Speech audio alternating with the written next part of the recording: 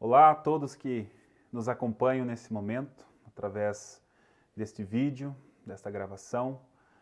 Eu quero saudar a todos com a paz do Senhor.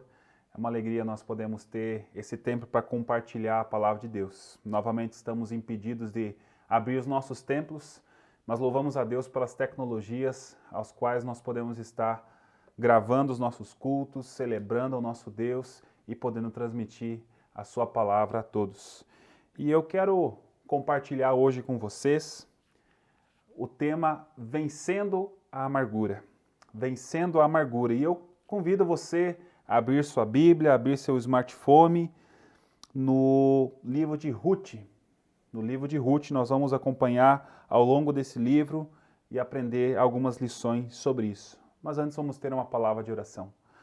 Deus, eu peço que o Senhor esteja nesse momento, entrando em nossos lares, entrando em nossas vidas e falando aos nossos corações. Que o Teu Espírito Santo esteja ministrando a Tua palavra em nossas vidas e em nossos corações, para que a Tua glória seja feita através das nossas vidas. É em nome de Jesus que nós oramos. Amém. Um dos grandes desafios da vida cristã, da nossa vida de fé, da nossa caminhada cristã, é poder enfrentar as lutas, é poder enfrentar os desafios, passar pelas provações, pelas tribulações, podendo chegar ao outro lado sem ter perdido a nossa doçura, sem deixar que as circunstâncias da vida amarguem o nosso ser. Esse é um dos grandes desafios que nós temos. Esse é o desafio que eu quero lançar para você hoje, para você que está me assistindo nesse momento. Deus está me convidando, Deus está te convidando a enfrentarmos as nossas lutas, as dores da nossa vida, as aflições dessa vida, sem deixar que a nossa vida fique amarga.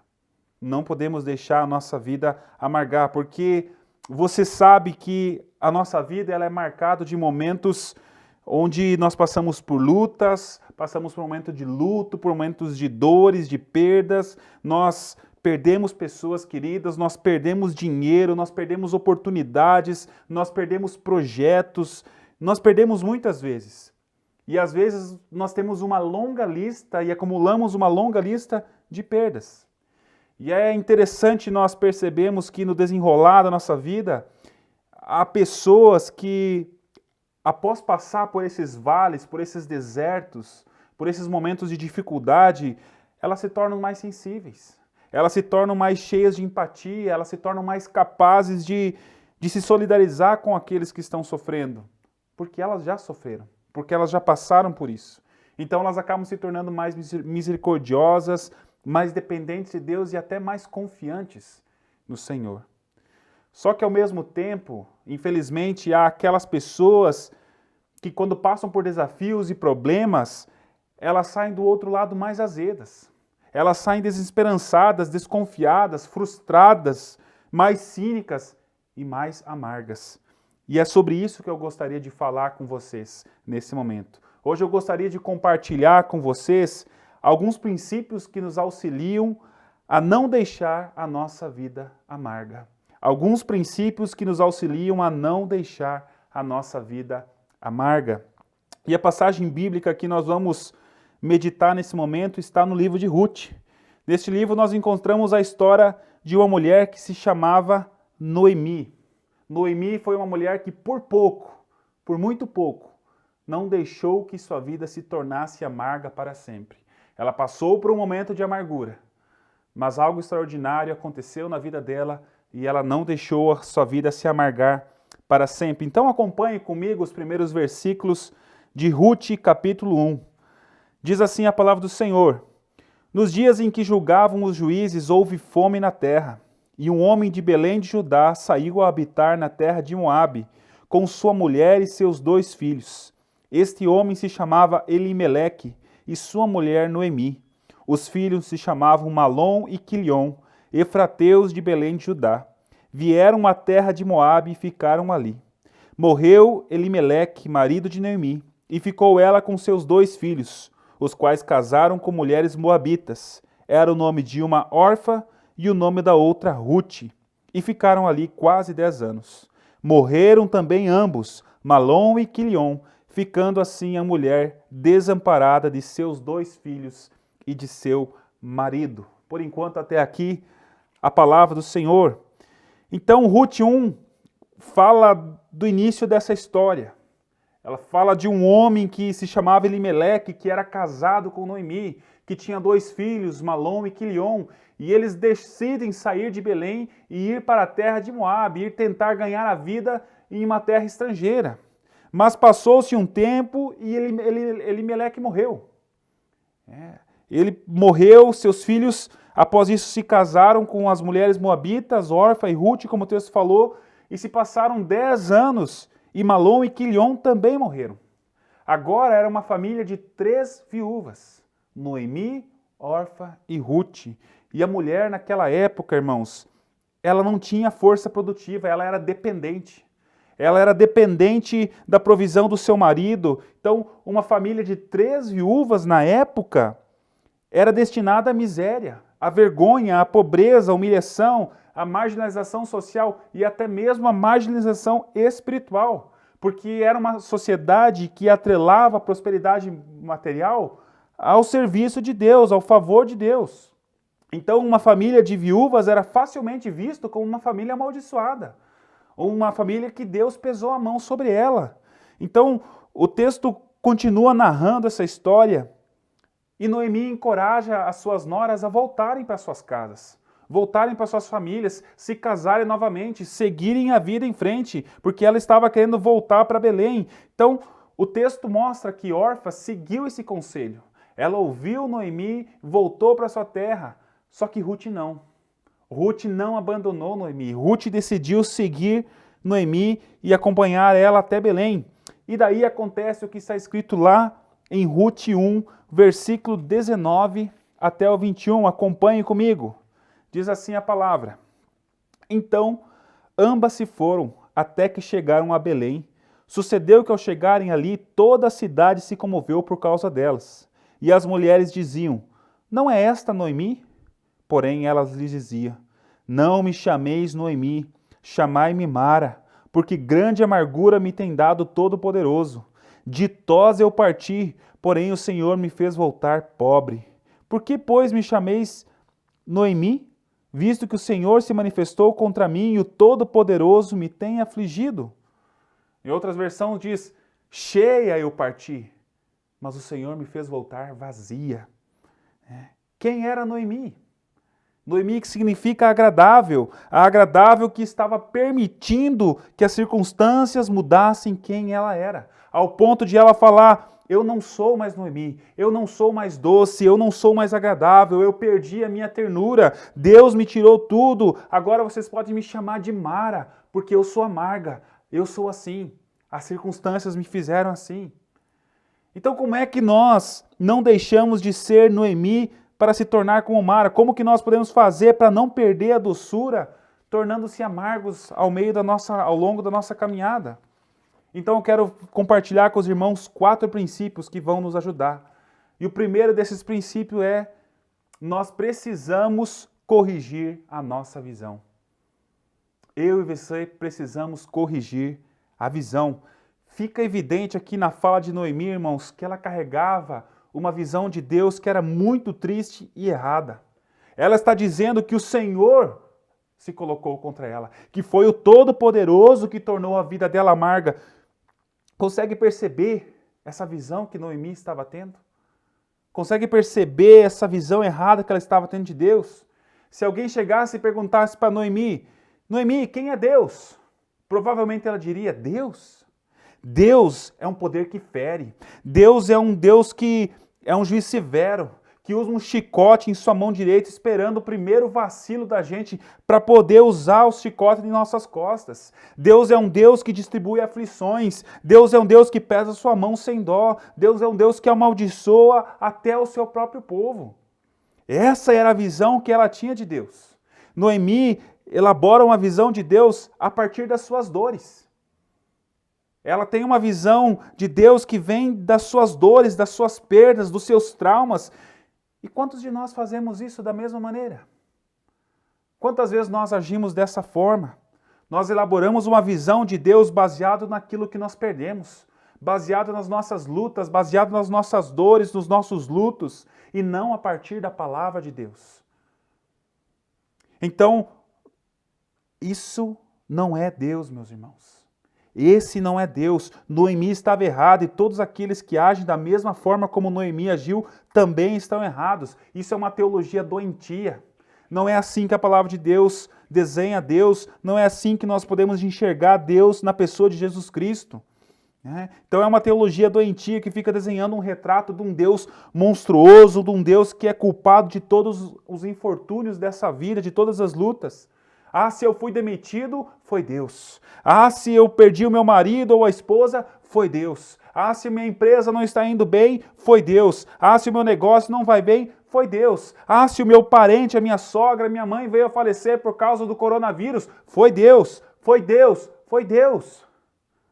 Nós temos que perder essa visão, nós temos que corrigir essa visão de um Deus que está aí distribuindo aflições e misérias. Porque esse não é o Deus que nós vemos em Jesus. Esse não é o Deus que nós vemos na pessoa de Jesus. Eu posso até entender o porquê Noemi pensava assim. Porque Noemi viveu em uma época, com uma cultura religiosa, que era isso que ensinavam para ela. Era associado que um Deus de uma justiça retributiva. Pecou, tem punição. Obedeceu, tem bênção. Então, só que não é esse Deus que nós temos diante de nós na pessoa de Jesus. Nós não somos da tradição de Noemi. Eu e você somos discípulos de Jesus. Nós temos um mestre que nos revela quem é Deus. A visão que temos sobre Deus, nós extraímos de Jesus. Nós precisamos tirar a nossa visão de Deus a partir de Jesus Cristo. Tem gente que é capaz de dizer que Deus é o Deus das pragas, baseando essa afirmação, esse discurso lá em Êxodo. Esse é o tipo de pessoa que, na verdade, merece ganhar uma Bíblia. Ou precisa ler a Bíblia por inteiro. Porque é uma pessoa que parou ali no Levítico, ela não conseguiu ler adiante. Então ela fala, Deus é o Deus das pragas. Deus é o Deus do castigo. Só que, irmãos, Deus não é o Deus das pragas. As pragas foi a forma que Deus usou para quebrantar o coração de Faraó. Para colocar no coração de Faraó essa liberdade para o povo de Deus. Só que no presente momento, desde que Jesus morreu na cruz e ressuscitou e o Espírito Santo foi derramado sobre nós, o próprio Jesus falou que quem convence o mundo do pecado, quem convence o mundo da justiça e do juízo, é o Espírito Santo, não são as pragas. É o Senhor Jesus através da sua palavra. Então, pessoas muitas vezes tiram textos do contexto, gente que fica aí postando versículo para fazer um desserviço ao Evangelho. E nós temos que estar atentos com tudo isso. Você quer olhar para Deus? Olhe para Jesus. Você quer ter uma visão correta de Deus? Olhe para Jesus. Ah, pastor, mas quer dizer então que Deus mudou? Não. Ele não mudou, meu amigo. Ele não mudou, meu irmão. O que mudou foi a nossa revelação sobre Deus. Porque na Bíblia a revelação, ela progride, ela progrediu. Veja o que diz lá em Hebreus 1, versículos 1 e 2. Havendo Deus outrora, no passado, falado muitas vezes e de muitas maneiras aos pais pelos profetas, nesses últimos dias nos falou pelo Filho, nos falou por Jesus, a quem constituiu o herdeiro de todas as coisas. Então, se você perguntar para Noemi, quem é Deus? Ela vai falar, Deus é um Deus de justiça, Deus é um poder que fere. Agora, se você perguntar aos discípulos, quem é Deus? Os discípulos vão falar, Deus é o amor que morre. Deus é o amor que se entrega por cada um de nós. Porque nós temos a nossa visão de Deus baseada na pessoa de Jesus Cristo, naquilo que Ele fez por nós. Os discípulos estão do outro lado da história. Eles viram a cruz, eles andaram com o Cordeiro que tira o pecado do mundo, eles caminharam com o Messias, eles viram a ressurreição. Então eles têm a visão de Deus a partir de Jesus Cristo. Por isso que eu e você precisamos muitas vezes corrigir a nossa visão. Nós precisamos olhar para Deus através de Jesus Cristo. Precisamos parar de enxergar um Deus terrível, um Deus maldoso, porque nós não podemos repetir as atitudes que Noemi estava tendo. Nós temos que falar, Deus, obrigado. Obrigado porque Tu é meu Deus. Obrigado porque Tu é um Pai de amor que cuida de mim.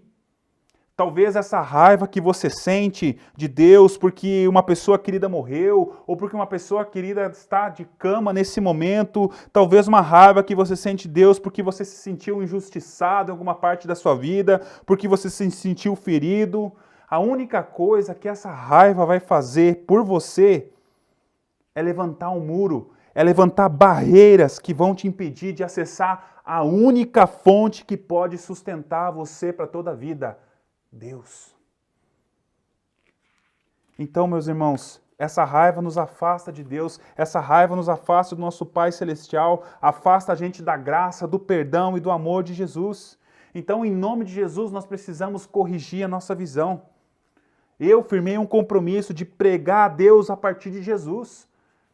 Eu sempre vou pregar a Deus a partir de Jesus, eu vou continuar crendo em Deus a partir da pessoa de Jesus Cristo, revelado em Jesus, até o dia que Ele vier para nos buscar. Então nós precisamos corrigir a nossa visão, se necessário, colocar colírio nos nossos olhos, porque Deus não é contra nós.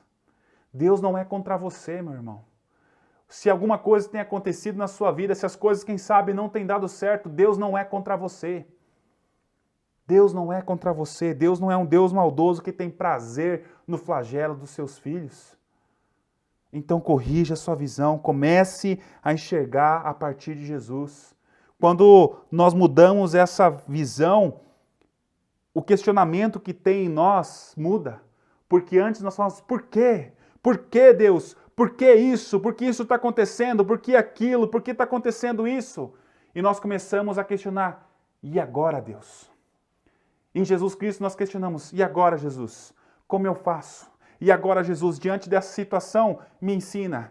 Jesus, diante dessa luta que eu tenho passado, mostra a tua vontade, mostra o teu caminho, me ensina a seguir os teus passos. Me ajude a vencer essa luta. Corrija a sua visão. Receba Deus a partir de Jesus.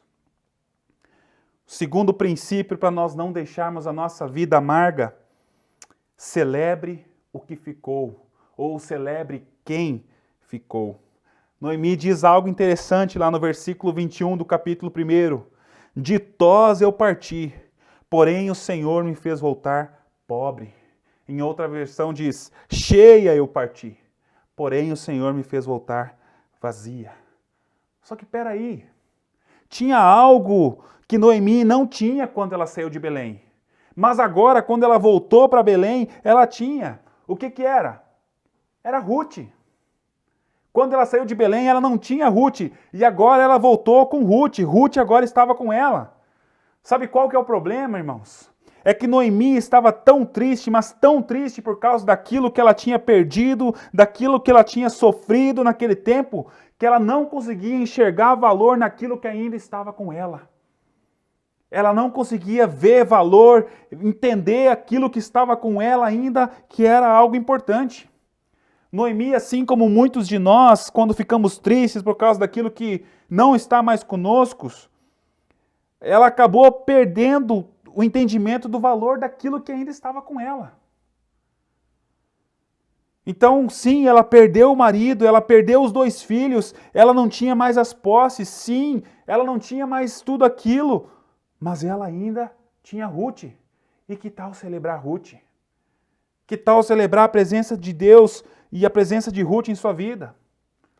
A gente podia chegar para Noemi e dizer, tudo bem, Noemi, eu respeito o seu luto, faz bem lamentar, você teve perdas, mas você não perdeu tudo. Olhe bem para a sua vida, você não voltou de mãos vazias. Você teve alguém que se importou com você, que ainda tem consideração por você. Você tem alguém que viu valor em você quando ninguém mais via valor. Mesmo você sendo viúva e não tendo nada mais para oferecer, Ruth escolheu ficar com você. Então se agrade e agradeça a Deus por Ruth. Então, irmão, se você não quer que a sua vida se torne amarga, não importa as lutas e perdas que vierem, os desafios e as pressões que vierem, no final das contas, nós precisamos fazer um balanço e dizer, Senhor, obrigado por quem ainda está comigo. Obrigado porque aquilo que ainda ficou, aquilo que o Senhor ainda tem dado. Então eu celebro quem ficou. Eu louvo a Deus por quem ficou na minha vida, por quem está no meu lado, aquilo que o Senhor tem me dado. Celebre o que ficou. Louve a Deus por aquilo que ficou, pelas pessoas que ficaram. E fica aqui uma observação muito importante para quem não quer ficar com a vida amarga. Nós precisamos e vamos precisar investir nos nossos afetos e nos nossos relacionamentos. Porque eu fico pensando o que fez a Ruth querer ficar com Noemi. Se não foi todos aqueles anos em que Ruth esteve em casa e provavelmente Noemi a tratou com bondade. Se não foram todos aqueles anos que Noemi esteve com Ruth e como diz o nome de Noemi diz, ela foi agradável para com Ruth. É isso que eu e você precisamos pensar. A vida já está amarga demais. Nós já passamos por lutas demais, sofremos demais. Então não deixe de ser agradável para quem te ama. Não deixe respingar as coisas ruins nas pessoas que te amam. Não deixe as circunstâncias envenenar os teus relacionamentos. Não deixe as circunstâncias afetar as pessoas que te amam, que estão ao seu redor, abalarem os teus vínculos. Quem te ama não pode sofrer com os respingos das tuas perdas. Então, invista nos seus relacionamentos, porque no final das contas, quem vai ajudar você quando a vida amargar é aquela pessoa que te ama. Aquela pessoa que te toma pela mão e diz, eu estou contigo, vamos junto, eu não vou te abandonar, eu estou com você nessa. Eu sei que você está sofrendo, eu sei que você está lutando, mas eu estou aqui do teu lado porque eu te amo. E não importa as lutas, não importa as circunstâncias, eu estou contigo e nós vamos enfrentar isso juntos. Gente que não nos abandona. Ruth não abandonou Noemi no pior momento da sua vida. Ela decidiu ficar ao lado de Noemi. E às vezes nós ficamos olhando quanta coisa eu perdi. E lamentamos tudo aquilo que nós temos perdido, as lutas que nós passamos. E esquecemos de perceber as pessoas que sempre estiveram do nosso lado, nos dando apoio, nos auxiliando. Nós esquecemos de ver o quanto Deus ainda tem abençoado. Ah, eu perdi aquilo e aquela coisa. E quantas coisas Deus ainda tem dado para a sua vida. Então, celebre o que ficou. Fortaleça aquilo que restou, invista naquilo que permaneceu. E um terceiro princípio, para nós não deixarmos a nossa vida amarga, irmãos. Abrace as mudanças. Abrace as mudanças. Eu pensei em algumas palavras que pudessem encaixar aqui, mas eu acho que essa foi a palavra que se encaixou melhor. Abrace. Nós precisamos carregar conosco essa ideia de abraçar as mudanças que surgem na nossa vida. Porque a vida daquelas mulheres, ela mudou drasticamente. Ruth, capítulo 2, nos coloca em um novo cenário na vida delas. Lá no versículo 2 do capítulo 2, Ruth diz a Noemi, deixa-me ir ao campo e apanharei espigas atrás daquele que me favorecer. Ela lhe disse, vai, minha filha. Então, naquela época, irmãos, em Israel havia uma lei, um mandamento que ordenava que durante as colheitas, as bordas dos campos precisavam ser deixadas. As pessoas iam lá, o dono da propriedade podia colher toda a sua colheita, mas as beiradas, os cantos das propriedades precisava ser deixado, as espigas, as plantações, elas deviam ser poupadas para que o estrangeiro, o pobre e o necessitado pudessem colher para si essas bordas. Era uma forma de poder auxiliar essas pessoas que nada tinham, para elas terem um pequeno sustento, um alimento para o seu dia a dia. Então o que esse versículo nos fala? Que elas agora estão vivendo o quê? Uma vida de estrangeiro, de pobre e necessitado. Porque ela pedindo autorização para ir lá catar as bordas. Deixa-me ir lá numa plantação para mim poder colher os restos, para mim poder colher as migalhas que estão ficando para trás. Então, esse era o cenário daquelas duas mulheres. Elas não tinham mais Elimeleque, elas não tinham mais Malom e Quilion, elas não tinham mais mesa farta, elas não tinham mais um homem dentro de casa, elas não tinham mais a provisão certa todo dia. Elas eram pobres, viúvas, miseráveis, envergonhadas e agora ainda estavam mendigando as sobras. Mas sabe o que é mais interessante nisso aqui? Em toda essa história, em toda essa passagem? É como elas abraçam esse tempo de mudança. É como elas abraçaram essa situação. Elas não ficaram chorando, elas não ficaram se fazendo de vítimas, se vitimizando, elas não ficaram ali esperando passivas, esperando que alguém fizesse algo por elas. Não, elas abraçaram essa realidade. É uma dura realidade, mas é a minha realidade. É difícil, mas eu vou viver esse momento. Eu não vou esperar as coisas ficarem melhores, eu não vou esperar os ventos começar a soprar ao meu favor. Não.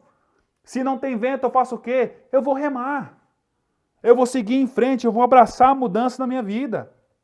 Então, diante das dores, diante das pressões da vida, é muito fácil a gente ser nostálgico. É muito fácil a gente ser saudosista. Ah, como era bom quando era assim. Ah, como era bom quando eu tinha isso, quando eu tinha aquilo, quando eu tinha aquela vida. Nós ficamos com esse saudosismo em relação ao nosso passado, ficamos nos comparando em relação a outras pessoas e nós vamos de uma maneira sutil caindo na ingratidão.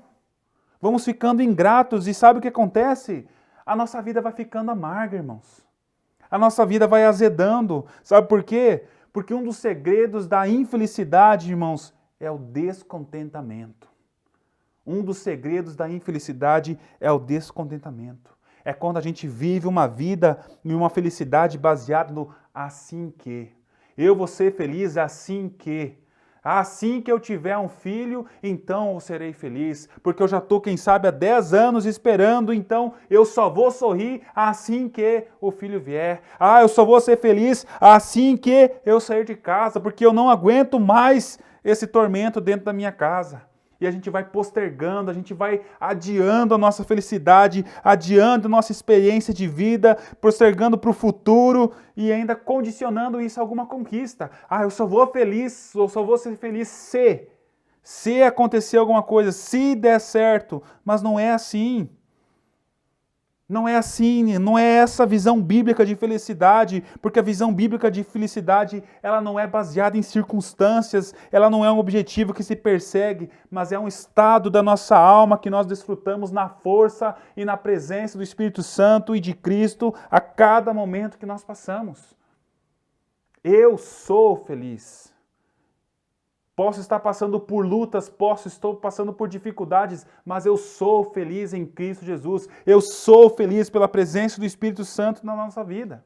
Esse pode ser um momento duro, pode ser uma fase difícil, mas é o meu momento. E eu vou vivê-lo intensamente, de modo digno, de modo feliz, com a cabeça erguida e com os olhos fixos no meu Senhor. É assim que nós enfrentamos, com a fé no nosso peito, com a esperança na nossa alma, colocando a mão na massa, seguindo em frente, buscando a bênção do Senhor. Eu vou vivendo esse momento da melhor maneira que posso. Eu abraço esse momento. Eu encaro a situação que tem se colocado na minha vida. Um exemplo simples para isso é uma jarra de suco de limão. É uma jarra de suco de limão porque tem gente que faz uma festa com uma jarra de suco de limão. Mas tem pessoas que torcem a cara para uma jarra de suco de limão. Tem pessoas que conseguem desfrutar, ver grandeza no pequeno, desfrutar do simples, enquanto o outro simplesmente olha aquela jarra e trata ela como se fosse algo ordinário, como se fosse algo comum. Muitas vezes, irmãos, nos deixamos levar pelas circunstâncias do momento e nós esquecemos de abraçar a mudança. Irmãos, o que era já foi. O que era já foi, quem vive de passado é museu, irmãos. A crise do coronavírus está aí para mostrar que o mundo mudou e vai mudar mais ainda. E nós precisamos abraçar essa nova realidade, porque está sendo posta diante de nós uma nova realidade para as empresas, para as famílias, para os relacionamentos e até para a igreja. E o que nós vamos fazer? O que nós vamos fazer diante dessa nova realidade que está se impondo em nossas vidas? Para que a nossa vida não se amargue, para a nossa vida não amargar, nós precisamos fazer como Ruth, precisamos abraçar a mudança. Não é sobre ser melhor ou pior, esse tempo é um tempo diferente, é um tempo novo e eu vou abraçar com todos os ônus e bônus que ele tem para mim. Então, abrace a mudança. Encare tudo isso que está sendo posto diante de ti. Continue firme no Senhor, com fé no Senhor, mas encare.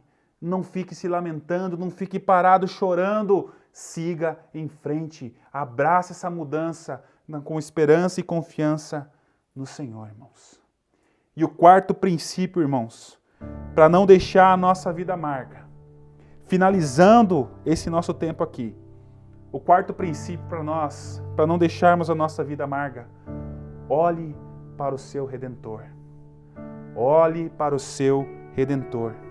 Irmãos, corrija a sua visão, celebre o que ficou, abrace a mudança e olhe para o seu Redentor.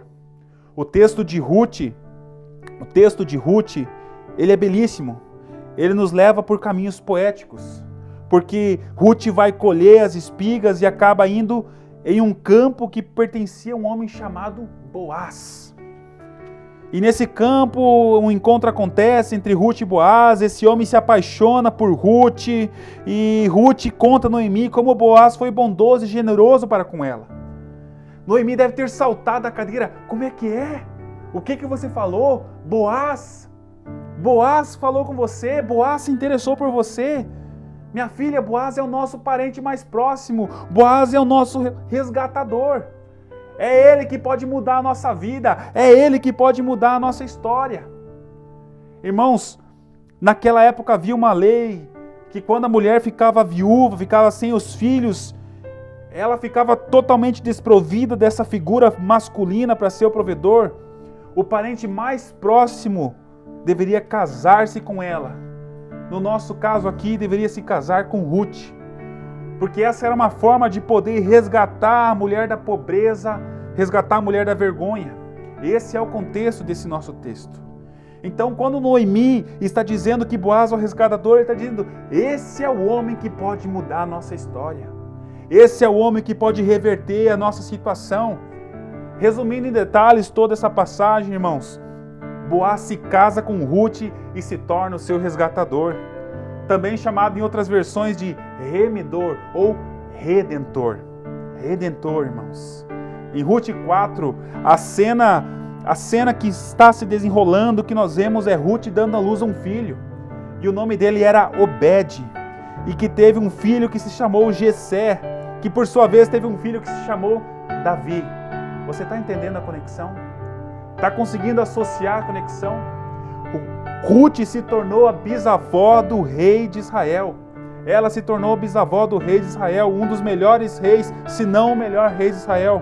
Mas o que chama a atenção é Ruth 4, versículo 13 e 14, que diz assim: Assim tomou Boaz a Ruth, e ela passou a ser a sua mulher. Coabitou com ela, e o Senhor lhe concedeu que concebesse, e teve um filho. Então as mulheres disseram a Noemi: Seja o Senhor bendito, porque não deixou hoje de te dar um neto que será teu resgatador, e seja afamado em Israel o nome destes. As mulheres olharam para Noemi e disseram: Finalmente, Noemi, você pode olhar para Deus, você pode dizer: Deus não me deixou sem um redentor, Deus não me abandonou. Apareceu alguém que deu um novo desfecho para a história, uma nova possibilidade, um novo começo. E esse é o quarto princípio, irmãos, e para mim o mais lindo, sobre não permitir que a vida se torne amarga. Se você não quer amargar a sua vida, viva com essa convicção de que Deus não te deixou sem um Redentor. Porque de fato Deus não te deixou sem um Redentor.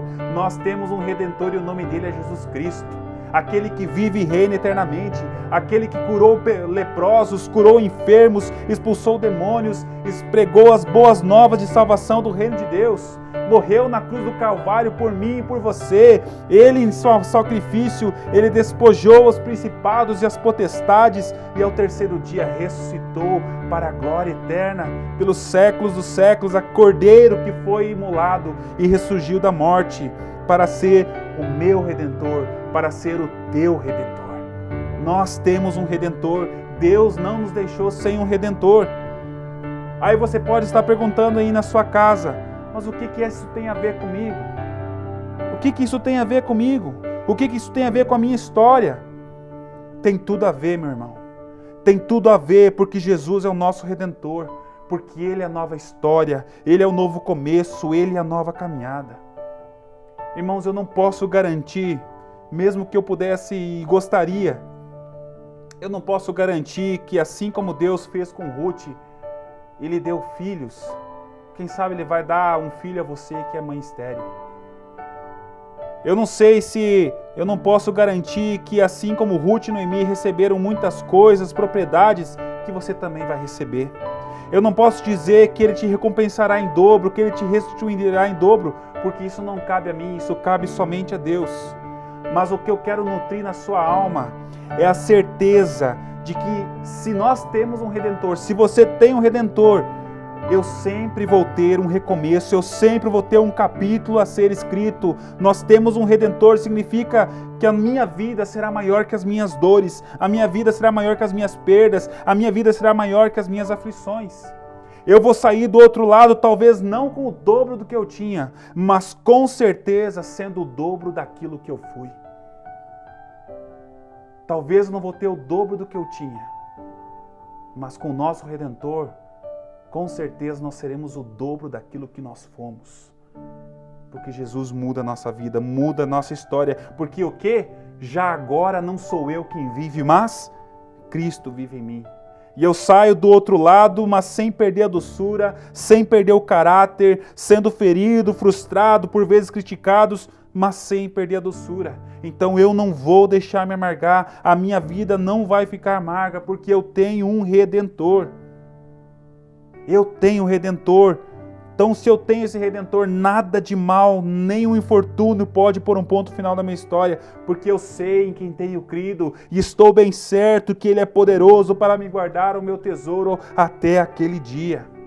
Porque eu tenho um Redentor, porque você tem um Redentor, eu sei que eu tenho um amanhã.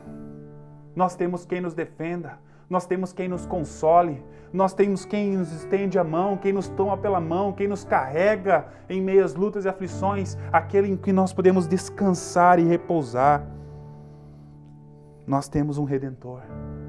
Louvado seja o Senhor, porque Ele não nos deixou sem um Redentor. Talvez, irmãos, hoje você tenha motivos de sobra para deixar sua vida amarga. Mas eu convido você a viver esses princípios e não deixar a sua vida amargar. Não deixe a sua vida amargar.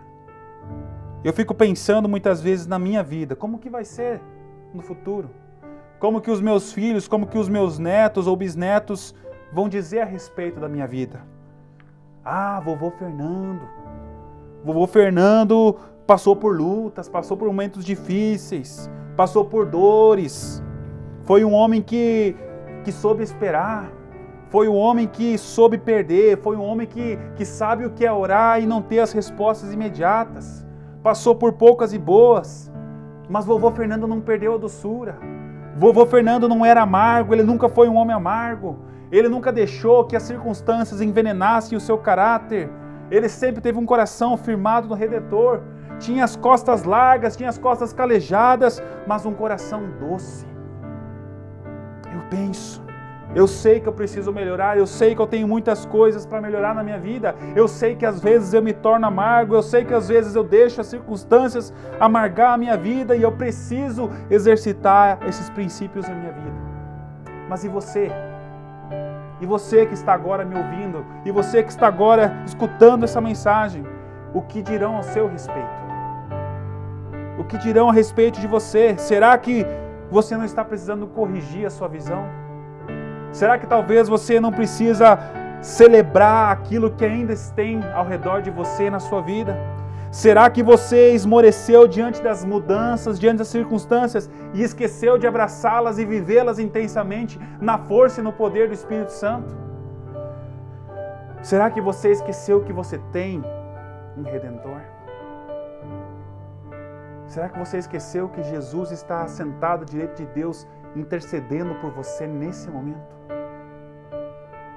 Nós temos um Redentor, intercedendo por nós. Então faça isso hoje, faça isso agora, suplique, Espírito Santo de Deus, Jesus, o nosso Redentor, me ajude a desenvolver essa arte de não deixar a minha vida amargar. Eu sou falho, eu sou totalmente dependente de Ti, da Sua graça e da Sua direção. Então, por favor, Senhor, nos ajude a não perder a doçura. No nome santo de Jesus. Amém? Vamos orar. Deus, eu Te louvo e Te agradeço pela Tua palavra que é viva e eficaz. Pai, fala aos nossos corações. Não deixe a nossa vida amargar, Senhor. Espírito Santo de Deus, trabalha a nossa vida para que nós possamos vencer essas lutas e aflições que têm tirado nossa paz, que têm tentado amargar a nossa vida. Não permita, Senhor, que a gente perca a nossa doçura, que nós percamos a nossa visão correta do Senhor.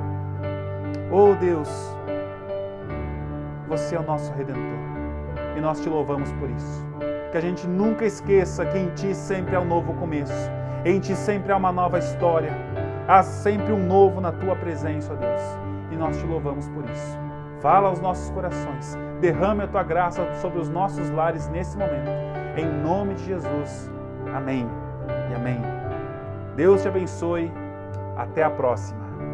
Tchau.